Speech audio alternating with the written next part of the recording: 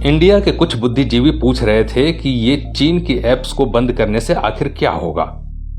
इसका जवाब खुद चीन से आ रहा है कि आखिर इस फैसले से चीन पर कितना असर पड़ने वाला है। लेकिन इस मुद्दे को शुरू करने से पहले हम कुछ भक्तों को ज्ञान देना जरूर चाहेंगे, जो सोच रहे हैं कि मोदी सरकार की इस डिजिटल स्ट्राइक से चीन को कुछ भी फर्क पड़ने वाला नहीं है।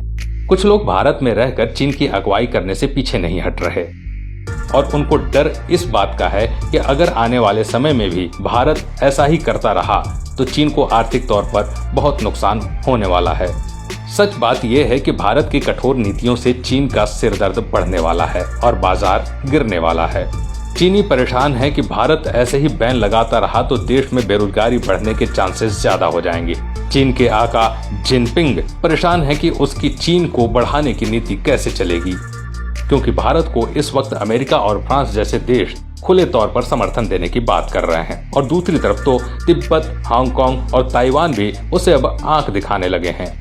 खबर यह है कि चीन ने स्वीकार कर लिया है कि भारत के 59 चीनी ऐप्स को बंद करने से चीन को अरबों रुपए का नुकसान उठाना पड़ सकता है। पहले चीन ने साफ तौर पर कह दिया था कि नरेंद्र मोदी के इस फैसले से चीन की अर्थव्यवस्था को कुछ खास असर पड़ने वाला नहीं है, लेकिन अब वही चीन मान रहा है कि भारत में बैन होने से टिकटॉक ऐप की पेरेंट कंपनी को अरबों डॉलर रुपए का नुकसान हो सकता है। और ये बात किसी और ने नहीं बल्कि खुद चीन के प्रोपेगेंडा अखबार ग्लोबल टाइम्स ने कबूल की है, वो भी ट्वीट करके। ग्लोबल टाइम्स ने लिखा है कि पिछले महीने लद्दाख में सीमा पर झड़प के बाद भारत सरकार के चीन की 59 ऐप बैन करने से टिकटॉक की पेरेंट कंपनी बाइट डांस को 6 अरब डॉलर का नुकसान हो सकता है। अब फोन का कैलकुलेटर खोलिए और करिए जरा हिसाब किताब।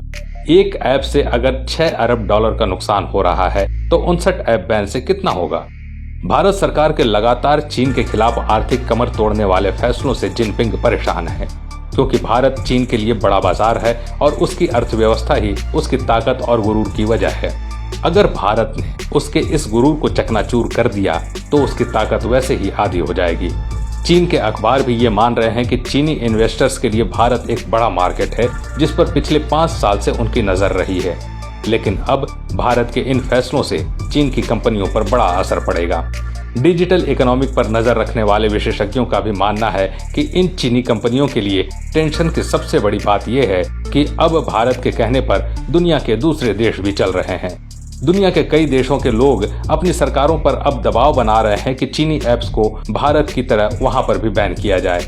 सोचिए, अगर दुनिया के देश ऐसे ही चीनी ऐप्स पर उनके सामानों पर बैन लगाते रहे तो उसकी दुनिया में क्या साख रह जाएगी और उसका वो गुरूर चकनाचूर होगा या नहीं।